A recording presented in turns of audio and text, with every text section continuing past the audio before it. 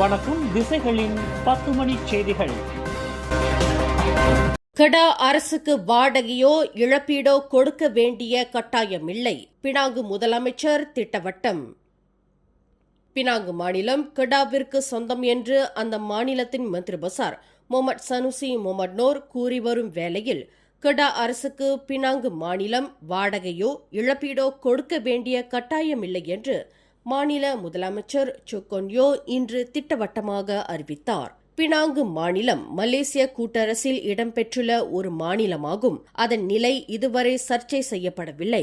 இது கூட்டரசு அரசியலமைப்பு சட்டத்தின் 12வது விவகாரத்தில் தெளிவாக உள்ளது என்று ஜோகொன்யோ குறிப்பிட்டார். கெடா அரசுக்கு பினாங்கு மாநிலம் கட்டாயம் வாடகை அல்லது இழப்பீடு வழங்க வேண்டும் என்ற விவகாரம் மாநில அரசாங்க அளவில் எழவே இல்லை. காரணம், அதற்கான பொறுப்பும் கடமையும் மத்திய அரசாங்கத்திற்கு வழங்கப்பட்டுவிட்டது. வரலாறும் சட்ட அம்சங்களும் அவற்றை நிரூபிக்கின்றன என்று சொக்கொன்யோ தெரிவித்தார். 1869ஆம் ஆண்டில் பிரிட்டிஷாருக்கும் கெடாவிற்கும் செய்து கொள்ளப்பட்ட ஒப்பந்தம் மற்றும் கூட்டரசு அரசியலமைப்பு சட்டம் 167, 169 ஆகிய விதிகளின் கீழ் உள்ள விவகாரங்களும் பிரிட்டிஷாரின் நிர்வாகத்தில் வழங்கப்பட்ட இழப்பீடு கடப்பாடும் தற்போது மத்திய அரசாங்கத்தின் கீழ் உள்ளது என்று சொக்கொன்யோ தெளிவுபடுத்தினார். இன்று பினாங்கு சட்டமன்ற கூட்டத்தில் கேள்வி நேரத்தின் போது படங்கொத்தா சட்டமன்ற உறுப்பினரான சொக்கொன்யோ மேற்கண்ட விளக்கத்தை அளித்தார். இன்று வியாழக்கிழமை இப்போ ஜாலான் பண்டார் தீமாவில் ஒரு கடையில் இறைச்சி வெட்டும் கத்தியை பயன்படுத்தி விற்பனை பணியாளர் ஒருவரை தாக்கி காயம் விளைவித்த சந்தேக பேர் வழியை போலீசார் கைது செய்துள்ளனர். பாதிக்கப்பட்டவர் காலை 11:30 மணியளவில் அளித்த போலீஸ் புகாரை தொடர்ந்து 30 வயது மதிக்கத்தக்க அந்த ஆடவரை போலீசார் கைது செய்ததாக இப்போ மாவட்ட போலீஸ் தலைவர் ஏசிபி அபாங் ஜைனால் அபிடின் அபாங் அபாட் தெரிவித்தார். இந்த தாக்குதலுக்கு முன்னதாக சம்பந்தப்பட்ட ஆடவர் கடைக்கு அருகில் நிறுத்தி வைக்கப்பட்டிருந்த ஒரு லோரியின் கண்ணாடியை உடைத்து சேதப்படுத்தியுள்ளார். போலீசாரின் வருகையை கண்டு ஜாலான் லஹாட்டிற்கு தப்பி ஓடிய அந்த ஆடவர் பின்னர் வளைத்து பிடிக்கப்பட்டதாக ஏசிபி அபாங் ஜைனால் குறிப்பிட்டார். முன்னாள் துணை பப்ளிக் ப்ராசிக்யூட்டர் காலஞ்சென்ற கேவின் மொரைஸ் கொலை வழக்கில் மரண தண்டனை விதிக்கப்பட்ட கோலாலம்பூர் வங்சமாஜு ராணுவ மருத்துவமனையின் முன்னாள் மருத்துவர் டாக்டர் ஆர் குணசேகரன் தனக்கு விதிக்கப்பட்ட மரண தண்டனை தீர்ப்பை சீராய்வு செய்யக்கோரி வழக்கு மனு ஒன்றை தாக்கல் செய்துள்ளார். 62 வயதுடைய டாக்டர் குணசேகரன் செங் மற்றும் மாமான் என்ற வழக்கறிஞர் நிறுவனத்தின் மூலமாக இந்த சீராய்வு மனுவை தாக்கல் செய்துள்ளார். தனக்கு மரண தண்டனையை நிலைநிறுத்தியிருக்கும் கூட்டரசு நீதிமன்ற தீர்ப்பு மறுபரிசீலனை செய்யப்பட வேண்டும் என்று டாக்டர் குணசேகரன் தனது மனுவில் கோரியுள்ளார். தற்போது சுங்கை புலோ சிறைச்சாலையில் அடைத்து வைக்கப்பட்டிருக்கும் டாக்டர் குணசேகரன் நாட்டின் அன்றைய தலைமை நீதிபதி தங்கு மைமூன் துவான்மாட் தலைமையில் 3 விசாரணை நீதிபதிகள் தனது வழக்கறிஞர் முன்வைத்த தற்காப்பு வாதத்தை பரிசீலனை செய்ய தவறிவிட்டனர் என்று குறிப்பிட்டுள்ளார். போதைப்பொருள் வழக்கில் தனது அண்ணனை விடுவிப்பதற்காக ஆடவர் ஒருவரிடம் 3000 ரிங்கெட் லஞ்சம் கேட்டு பெற்றதாக புலன் விசாரணை அதிகாரி ஒருவரை மலேசிய ஊழல் தடுப்பு ஆணையமான SPRM கைது செய்துள்ளது. 40 வயது மதிக்கத்தக்க அந்த புலன் விசாரணை அதிகாரி இன்று ஷாலாம் மஜிஸ்ட்ரேட் நீதிமன்றத்தில் நிறுத்தப்பட்டு 3 நாட்கள் தடுப்பு காவலில் வைப்பதற்கு நீதிமன்ற ஆணையை SPRM பெற்றுள்ளது. அந்த புலன் விசாரணை அதிகாரி நேற்று பிற்பகல் 3:30 மணியளவில் ஷாலாமில் உள்ள அவரின் பணியிடத்தில் கைது செய்யப்பட்டதாக SPRM தகவல்கள் கூறுகின்றன. தமக்கு எதிராக அவதூறு ஏற்படுத்தும் வகையில் சமூக ஊடகங்களை பயன்படுத்தி தனிப்பட்ட தாக்குதல் அளிக்கப்பட்டு வருவதாக ஜாசிகாவின் புக்கெட் பெண்டேரா MP ஷர்லினா அப்துல் ரஷீத் குற்றஞ்சாட்டினார். தனக்கு எதிராக டிக்டாக்கில் உண்மைகளை திரித்தும் வெறுப்புணர்ச்சியை தூண்டும் வகையிலும் பல காணொலிகள் பகிரப்பட்டு வருவதுடன் இது திட்டமிட்ட தனிப்பட்ட தாக்குதல்களாகும் என்று இன்று நடைபெற்ற செய்தியாளர்கள் கூட்டத்தில் ஷர்லினா தெரிவித்தார். அரசியல் அரங்கில் ஒரு முஸ்லிம் பெண்ணாக தனது தோற்றத்தை இழிவுபடுத்துவதற்கு அவதூறான தகவல்கள் பகிரப்படுவதுடன் மத உணர்வு மற்றும் பாலின ஸ்டீரியோடைப்புகளை பயன்படுத்தி உள்ளடக்கம் உருவாக்கப்படுவதாக அவர் குறிப்பிட்டார். இது தனது ஆளுமை மீதான தாக்குதல் மட்டுமல்ல, மலேசியர்கள் எப்போதும் போற்றி வரும் பழக்க வழக்கங்கள், கண்ணியம் மற்றும் மரியாதை ஆகியவற்றின் மீதான தாக்குதல்களாகும் என்று ஷர்லினா தெரிவித்தார். மற்றவர்களுக்கு சொந்தமான போலி அடையாள கார்டை வைத்திருந்ததாக 84 அந்நிய நாட்டவர்கள் ஜோஹர் கூலாய் மஜிஸ்ட்ரேட் நீதிமன்றத்தில் குற்றஞ்சாட்டப்பட்டனர். மஜிஸ்ட்ரேட் ஆர் ஷால்னி முன்னிலையில் நிறுத்தப்பட்ட 84 பேரில் 83 பேர் தங்களுக்கு எதிரான குற்றத்தை ஒப்புக்கொண்டதை தொடர்ந்து தலா 4000 ரிங்கிட் அபராதம் விதிக்கப்பட்டனர். அபராத தொகையை செலுத்த தவறினால் 7 மாத சிறை தண்டனை விதிக்க மஜிஸ்ட்ரேட் உத்தரவிட்டார். மேலும் ஒரு பிலிப்பீன்ஸ் பிரஜைக்கு 7 மாத சிறை தண்டனை விதிக்கப்பட்டது. பிடிப்பட்ட 84 பேரில் 66 பேர் பெண்களாவர். எஞ்சிய 18 பேர் ஆண்களாவர்.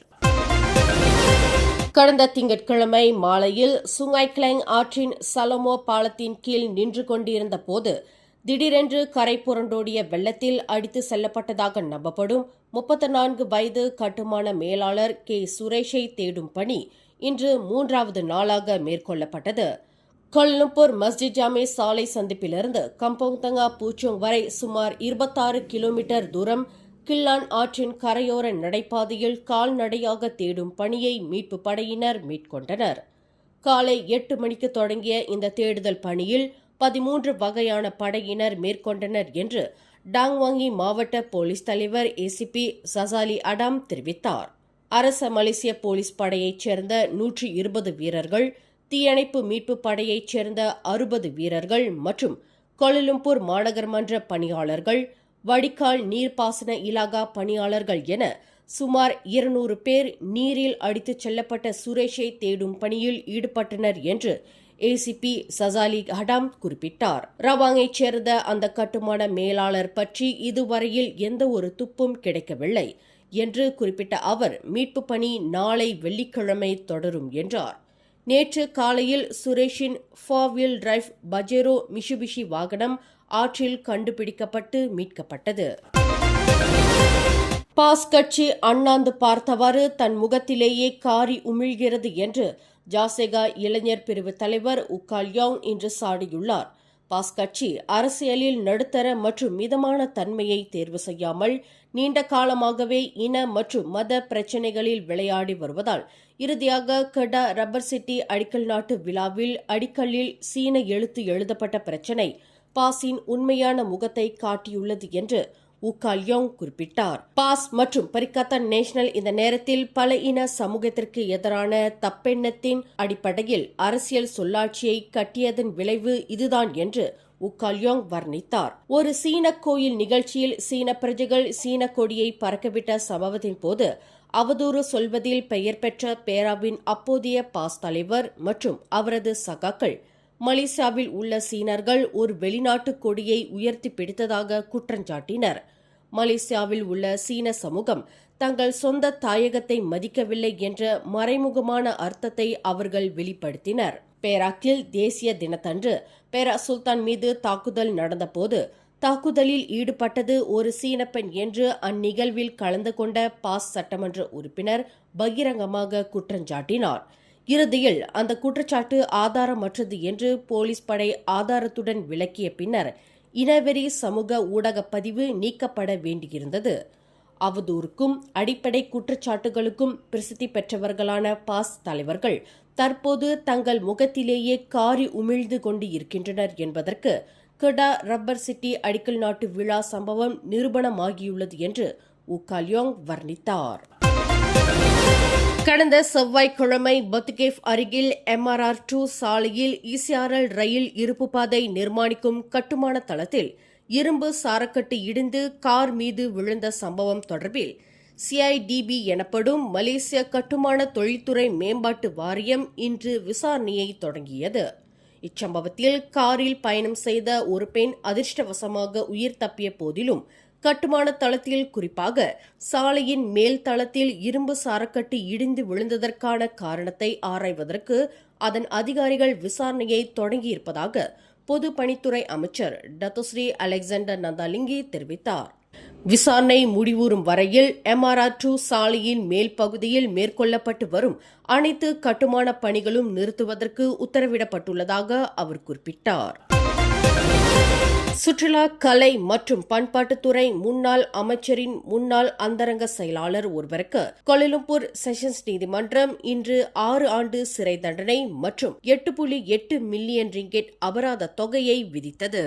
7 ஆண்டுகளுக்கு முன்பு விளம்பர சேவைக்கான குத்தகையை வழங்குவதற்கு லஞ்சம் பெற்ற குற்றத்திற்காக 34 வயது முகமது சைஃபுல்லா முகமது மிங்குவிற்கு நீதிபதி சுசானா உசேன் சிறை தண்டனையையும் அபராதத்தையும் விதித்தார். இந்த தண்டனை அவரை வருந்த செய்யும் என்பதுடன் எதிர்காலத்தில் திருந்தி வாழ்வதற்கான வழியை ஏற்படுத்தும் என்று நீதிபதி சுசானா உசேன் தமது தீர்ப்பில் தெரிவித்ததுடன் தண்டனை இன்று முதல் அமலுக்கு வருவதாக உத்தரவிட்டார். முகமது சைஃபுல்லா கடந்த 2020ஆம் ஆண்டு மலேசியாவிற்கு வருகை தரும் ஆண்டை முன்னிட்டு இன்டர் பேஃப் நெட்வொர்க் சென்டரியான் பர்ஹாட் என்ற விளம்பர நிறுவனத்தின் உரிமையாளர் ரொனால்ட் சேத்தோ கோங்சங் என்பவரிடமிருந்து 17,65,000 ரிங்கெட் லஞ்சம் பெற்றதாக குற்றச்சாட்டில் தெரிவிக்கப்பட்டது. கேமரன் மலையில் 2 தினங்களுக்கு முன்பு காணாமல் போனதாக புகார் தெரிவிக்கப்பட்ட 11 வயதுடைய 2 பெண்கள் நேற்று புதன்கிழமை கண்டுபிடிக்கப்பட்டனர். 15 வயதுடைய அந்த 2 பெண்களும் பாதுகாப்பாக மீட்கப்பட்டு அவர்களின் குடும்பத்தாரிடம் ஒப்படைக்கப்பட்டதாக கேமரன் மலை மாவட்ட போலீஸ் தலைவர் அஸ்ரி ரம்லி தெரிவித்தார். அந்த 2 பெண்களையும் கண்டுபிடிக்க உதவிய அனைத்து தரப்பினருக்கும் அவர் நன்றியை தெரிவித்துக் கொண்டார். தாம் செலுத்திய லோரியின் டயர் வெடித்து லோரி கவிழ்ந்ததில் இருக்கையிலிருந்து தூக்கி வீசப்பட்ட முதியவர் ஒருவர் கடும் காயங்களுடன் உயிரிழந்தார். இந்த சம்பவம் இன்று மதியம் 12:20 மணியளவில் ஜோஹர் பசிர்குடாங் நெடுஞ்சாலையின் 27வது கிலோமீட்டரில் நிகழ்ந்தது. இதில் லோரியை செலுத்திய உள்ளூரைச் சேர்ந்த 69 வயது முதியவர் சம்பவ இடத்திலேயே மரணமுற்றதாக போலீசார் அடையாளம் கூறினார். மேலும் செய்திகளை தெரிந்து கொள்ள கீழே இருக்கும் பெல் பட்டனை அழுத்துங்கள். உங்கள் மகிழ்ச்சியை வெளிப்படுத்த லைக் மற்றும் ஷேர் செய்யுங்கள். தொடர்ந்து திசைகளோடு இணைந்திருக்க சப்ஸ்கிரைப் செய்யுங்கள்.